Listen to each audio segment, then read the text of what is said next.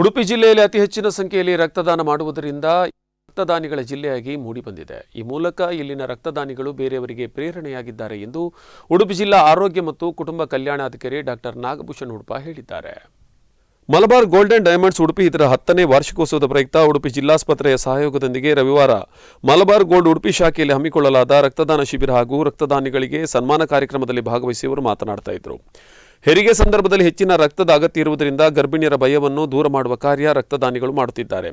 ಈ ಮೂಲಕ ರಕ್ತದಾನಿಗಳು ಇನ್ನೊಬ್ಬರ ಬದುಕಿನ ಆಶಾಕಿರಣ ಆಗಿದ್ದಾರೆ ಎಂದು ಹೇಳಿದರು. ಈ ಸಂದರ್ಭದಲ್ಲಿ ಹಲವು ಬಾರಿ ರಕ್ತದಾನ ಮಾಡಿದ ರಕ್ತದಾನಿಗಳಾದ ರಾಘವೇಂದ್ರ ಪ್ರಭು ಕರ್ವಾಲು, ಮೊಹಮ್ಮದ್ ಶರೀಫ್, ಮಹೇಶ್ ಪೂಜಾರಿ ಹೂಡೆ, ಅಜ್ಮಲ್ ಅಸಾದಿ, ಮುನೀರ್ ಕಲ್ಮಾಡಿ, ಡಾಕ್ಟರ್ ಚರಿಷ್ಮಾ ಶೆಟ್ಟಿ, ರಾಮ ಚಿಕ್ಕರು, ದಿವಾಕರ್ ಎನ್ ಕಾರ್ವಿ, ದೇವದಾಸ್ ಪಾಟ್ಕರ್, ರೋವಿನ್ ಪಾಲನ್ ಅವರನ್ನು ಸನ್ಮಾನಿಸಲಾಯಿತು. ಉಡುಪಿ ಜಿಲ್ಲಾಸ್ಪತ್ರೆಯ ರಕ್ತನಿಧಿ ಕೇಂದ್ರದ ಮುಖ್ಯಸ್ಥೆ doctor Veena Kumari, Hope India Foundation Ansar Ahmed, ನಗರಸಭೆ ಮಾಜಿ ಸದಸ್ಯ ಶ್ಯಾಮ್ ಪ್ರಸಾದ್ ಕುಡ್ವಾ, ಜಿಲ್ಲಾ ಪಂಚಾಯತ್ ಮಾಜಿ ಸದಸ್ಯೆ ಗೀತಾಂಜಲಿ ಸುವರ್ಣ, ಸಂಜೆ ಪ್ರಭಾ ಪತ್ರಿಕೆಯ ಸಂಪಾದಕ ವೆಂಕಟೇಶ್ ಪೈ ಮುಖ್ಯ ಅತಿಥಿಗಳಾಗಿದ್ದರು. ಮಲಬಾರ್ ಗೋಲ್ಡ್ ಉಡುಪಿ ಶಾಖೆಯ ಮುಖ್ಯಸ್ಥ Hafeez Rehman, store manager Purandara Thingalaya, guest relation manager Raghavendra Naik, marketing manager Tanzeem Shirba, ಸಿಬ್ಬಂದಿ ವರ್ಗ ಹಾಗೂ ಗ್ರಾಹಕರು ಉಪಸ್ಥಿತರಿದ್ದರು.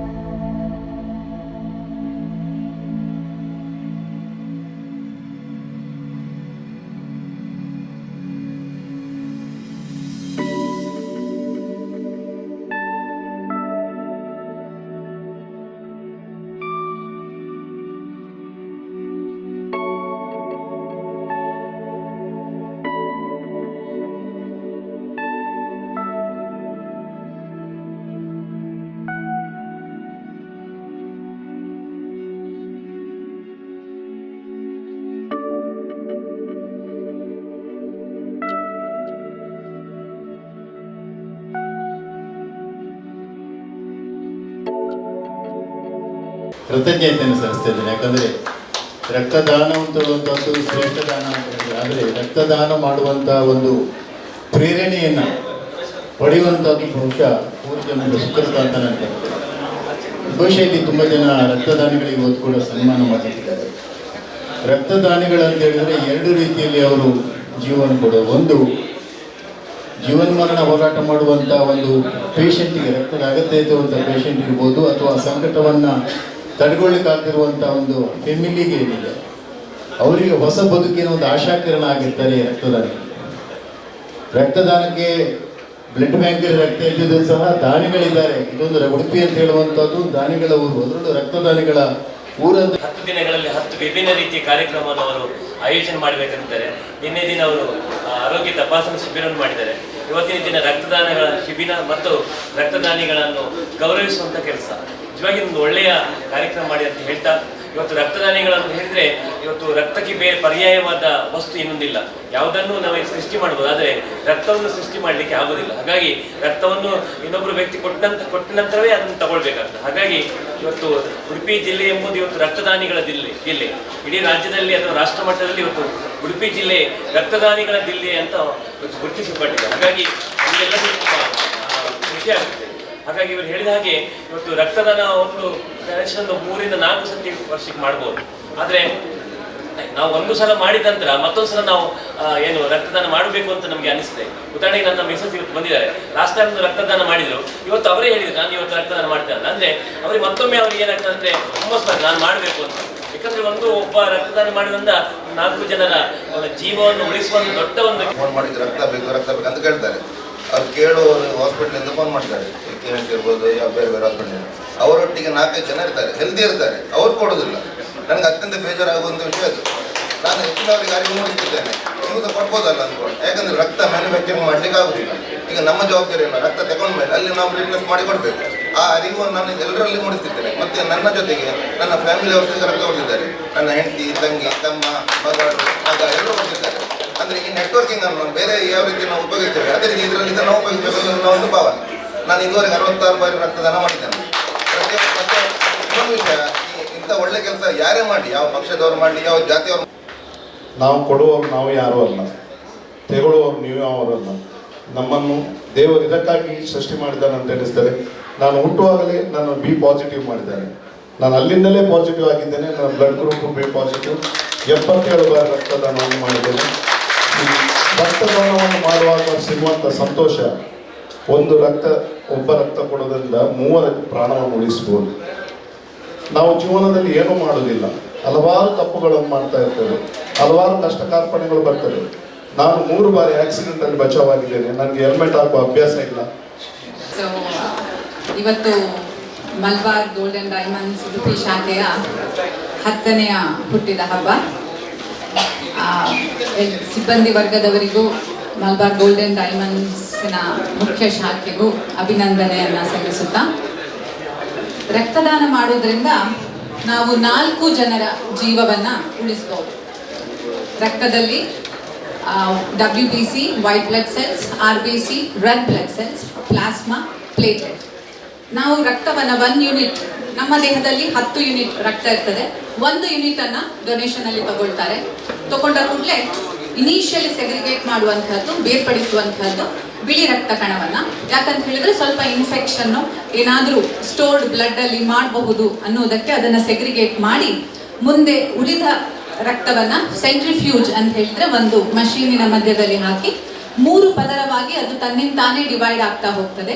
ಮೇಲ್ಗಡೆಯ ಪದರದಲ್ಲಿ ಪ್ಲಾಸ್ಮಾ ಅಂತ ಹೇಳಿದ್ರೆ ನೀರಿನ ಅಂಶ, ಮಧ್ಯದ ಪದರದಲ್ಲಿ ಪ್ಲೇಟ್ಲೆಟ್ಸ್ ಅಂದರೆ ನಮಗೆ ಗಾಯ ಆದರೆ ರಕ್ತವನ್ನು ಹೆಪ್ಪುಗಟ್ಟುವಂತಹ ಕಾರ್ಯವನ್ನು ಮಾಡುವಂಥದ್ದು ಪ್ಲೇಟ್ಲೆಟ್ಸ್, ಕಡೆಯ ಪದರವಾಗಿ ರೆಡ್ ಬ್ಲಡ್ ಸೆಲ್ಸ್. 120 ದಿನಗಳಲ್ಲಿ ನಮ್ಮ ದೇಹದಲ್ಲಿ ಪುನಃ ಉತ್ಪತ್ತಿಯಾಗಿ ರೀಜನರೇಟ್ ಆಗುವಂತಹ ಒಂದು ಅಂಶ ಅದು ರೆಡ್ ಬ್ಲಡ್ ಸೆಲ್ಸ್. ಸೊ ಇಲ್ಲಿ 3 ಅಂದರೆ WBCಯನ್ನು ತುಂಬ ರೆಗ್ಯುಲರ್ಲಿ ಯೂಸ್ ಮಾಡೋದಿಲ್ಲ. ವರಸ್ ಬ್ಲಡ್ RBC, ಪ್ಲಾಸ್ಮಾ ಹಾಗೂ ನಾನು ಯಾಕೆ ಬ್ಲಡ್ ಕೊಡಬೇಕು ಅಂತ ಅನಿಸಿದೆ ನನಗೆ. ನನ್ನ ಅಮ್ಮನಿಗೊಂದು ಬ್ಲಡ್ ಬೇಕಾಗಿತ್ತು. ಆಗ ಬೇರೆ ಕೊಡೋದಕ್ಕಿಂತ ನಾನೇ ಕೊಟ್ಟರೆ ಒಳ್ಳೇದಲ್ಲ ಅಂತ ತಿಳ್ಬೇಕಾಗಿತ್ತು. ಒಂದು ನಾನು ಯೋಚನೆ ಮಾಡಿದ್ದೆ. ಎರಡನೇದು ನನ್ನ ಅಮ್ಮನ ಏನು ನೆಗೆಟಿವ್ ಅವ್ರು ಸಿಕ್ಕಲೇ ಇಲ್ಲ ಬ್ಲಡ್, ನಾವು ಎಷ್ಟು ಹುಡುಕಿನೂ ಸಿಗಲಿಲ್ಲ. ಆಗ ನಾವು ಅವರನ್ನು ಬ್ಲಡ್ ಬೇಕಾದವರನ್ನು ನಾವು ಕೂಡ ಹೋಗಿ ಕೊಕ್ಕರ್ಣೆಯಿಂದ 2-3 ಕಡೆಯಿಂದ ಕರ್ಕೊಂಡು ಬಂದ್ವಿ. ಆಗ ನನಗೆ ಅದರ ಅನಿವಾರ್ಯತೆ ಗೊತ್ತಾಯಿತು. ಆ ನಂತರ ನಾನು ಕೊಡಲಿಕ್ಕೆ ಸ್ಟಾರ್ಟ್ ಮಾಡಿದೆ. ಈಗ ನಾನು ಮಟ್ಟಕ್ಕೆ ಬೆಳೆದಿದ್ದೀನಿ, ಅದೊಂಥರ ಖುಷಿ ಇದೆ. ಇನ್ನೊಂದೇನೆಂದರೆ ಬ್ಲಡ್ ಕೊಟ್ಟ ನಂತರ ಯಾರೇ ರಕ್ತದಾನಿ ಆಗಿರಲಿ ಅವರ ಹತ್ರ ಒಂದು ಈ ಪೇಷಂಟ್ ಕಡೆಯವರು ಇದ್ದರೆ ಒಳ್ಳೆಯದು. ಯಾಕಂದರೆ ಅವ್ರು ಸುಸ್ತಾಗಿರ್ತಾರೆ, ಅವರನ್ನು ಸ್ವಲ್ಪ ನೋಡುವವರು ಇರಬೇಕು ಅಂತ ನನ್ನೊಂದು ಸಜೆಷನ್. ಇನ್ನೊಂದು ಏನಂದರೆ ಬ್ಲಡ್ ಕೊಟ್ಟ ನಂತರ ಎಲ್ಲರೂ ಕೂಡ ಅವರನ್ನು ನೆನಪಿಟ್ಕೊಳ್ಳಿ, ಯಾರಾದರೂ ಬ್ಲಡ್ ಕೊಡ್ತಾರೆ ಅವರನ್ನು ಒಂದು ಮಾನವೀಯ ಸಂಬಂಧ. ಗೋಲ್ಡ್ನ 10ನೇ ವರ್ಷದ ಈ ಒಂದು ಶುಭ ಸಂದರ್ಭಕ್ಕೆ ನಾನು ಶುಭಾಶಯಗಳನ್ನು ಹೇಳ್ತಾ, ನನ್ನ ಹೆಸರು ದಿವಾಕರ್ ಕಾರ್ವಿ ಗಂಗೊಳ್ಳಿ. ಮೀನುಗಾರಿಕೆ ಇಲಾಖೆಯಲ್ಲಿ ಸಹಾಯಕ ನಿರ್ದೇಶಕನಾಗಿ ಕೆಲಸ ಮಾಡ್ತಾ ಇದ್ದೇನೆ. ಕಳೆದ 3 ವರ್ಷದಿಂದ ಇಲ್ಲೇ ಉಡುಪಿಯಲ್ಲಿ ಕೆಲಸ ಮಾಡ್ತಿದ್ದೆ. ಈಗ ಮಂಗಳೂರಿಗೆ ವರ್ಗಾವಣೆಯಾಗಿದೆ. ನನ್ನ ಊರಿನಿಂದ ಪ್ರಾರಂಭ ಮಾಡ್ತೇನೆ ನನ್ನ ವಿಚಾರವನ್ನು. ನಾನು 1990 ಆಗಸ್ಟ್ 17ರಿಂದ ನನ್ನ ಫಸ್ಟ್ ಬ್ಲಡ್ ಡೊನೇಷನ್ ಸ್ಟಾರ್ಟ್ ಆಗಿತ್ತು. ಅದು KMCಯ ಮಣಿಪಾಲದಲ್ಲಿ. ಆವತ್ತಿನ ಬ್ಲಡ್ ಡೊನೇಷನ್ಗೂ ಇವತ್ತಿನ ಬ್ಲಡ್ ಡೊನೇಷನ್ಗೂ ಅಜಗಜಾಂತರ ವ್ಯತ್ಯಾಸ ಇದೆ. ಅವತ್ತೊಂದು ಬ್ಲಡ್ ಡೊನೇಷನ್ ಮಾಡಬೇಕಾದ್ರೆ ಒಂದು ಲೋಕಲ್ ಇಂಜೆಕ್ಷನನ್ನು ಕೊಡ್ತಾಯಿದ್ರು ನಮ್ಮ ವೇನ್ಸ್ ಹತ್ರ. ಅದ ನಂತರ ನಮಗೆ ಸೂಜಿ ಆಗ್ತಾಯಿದ್ರು. ಈಗ ಡೈರೆಕ್ಟ್ ಹಾಕುವಂಥದ್ದು.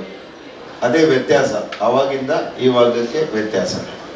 ನಾನು ಈ ಬ್ಲಡ್ ಡೊನೇಷನ್ ವಿಚಾರದಲ್ಲಿ ಪ್ರಪ್ರಥಮವಾಗಿ ಡಾಕ್ಟರ್ ಶರತ್ ಕುಮಾರ್, ಹಾಗೆ ಡಾಕ್ಟರ್ ವೀಣಾ ಮೇಡಮ್, ಹಾಗೆ KMCಯ ಡಾಕ್ಟರ್ ಸುಧಾ ಮೇಡಮ್ ಅವರಿಗೆ ನಾನು ಯಾವತ್ತೂ ನೆನಪಿಸ್ಕೊಳ್ತೇನೆ.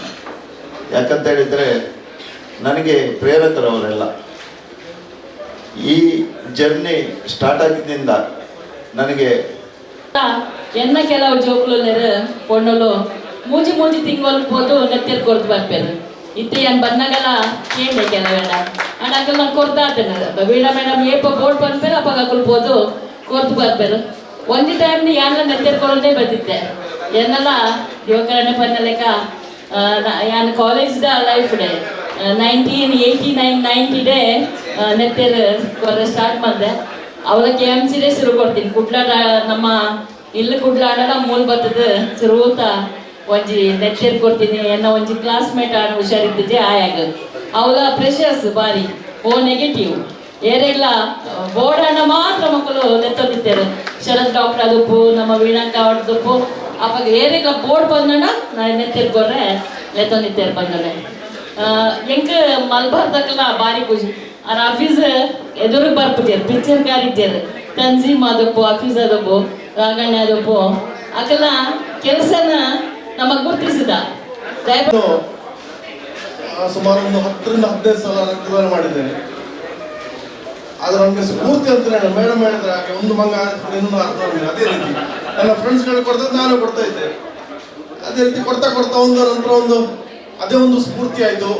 ಅದೊಂದು ಅಭ್ಯಾಸ ಬಲ ಆಯಿತು. ಮತ್ತು ಯಾರಾದ್ರೂ ರಕ್ತ ಕೊಡೋದು ನೋಡಿದ್ರೆ ನಾನು ಕೊಡ್ಬೇಕಂದ್ರೆ ಈಗಲೂ ಮನಸ್ಸಾಗ್ತದೆ ನಾನು ಕೊಡ್ಬೇಕಂತೇಳಿ.